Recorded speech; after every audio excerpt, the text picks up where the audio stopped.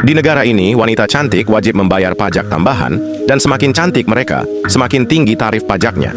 Sebaliknya, wanita dengan penampilan biasa saja, bebas dari pajak. Mona adalah gadis yang luar biasa cantik sejak kecil, sehingga dia selalu mendapat perlakuan istimewa. Ketika dia memecahkan pot bunga, tak ada yang memarahinya, orang malah menghiburnya.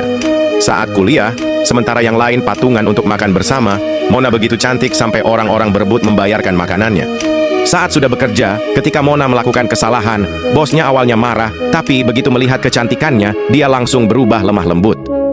Saat Mona makan bersama rekan kerja, sementara yang lain mendapat pelayanan standar, staf restoran justru memberinya dessert gratis. Bahkan sekedar berjalan di trotoar, orang mengajaknya berfoto.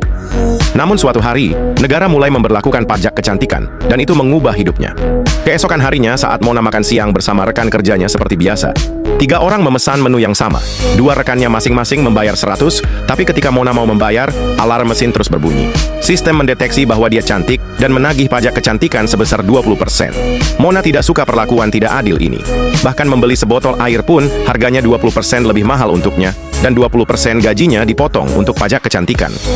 Marah, Mona bergabung dalam protes menentang pajak kecantikan. Namun, seorang petugas berkata padanya, "Dari semua wanita cantik di sini, hanya kecantikanmu yang memenuhi tarif pajak 20%.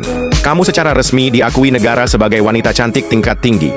Tanpa diduga, Mona yang sempat sedih justru menjadi sangat senang. Bagaimanapun, tidak semua orang bisa memenuhi syarat membayar pajak kecantikan.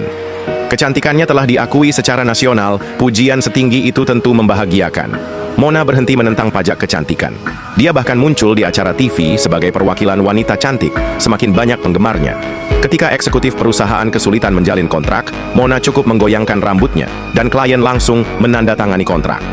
Dia membayar pajak tertinggi di perusahaannya, yaitu 20%. Tapi suatu hari, seorang wanita dengan tarif pajak 25% bergabung di perusahaan, langsung mencuri perhatian yang selama ini menjadi milik Mona. Geram, Mona memutuskan melawan. Dia mulai melakukan perawatan kecantikan dan kebugaran intensif. Tak lama, tarif pajak kecantikannya naik ke 30%, merebut kembali posisinya sebagai pembayar pajak tertinggi di perusahaan. Namun konsekuensinya, dia hampir bangkrut.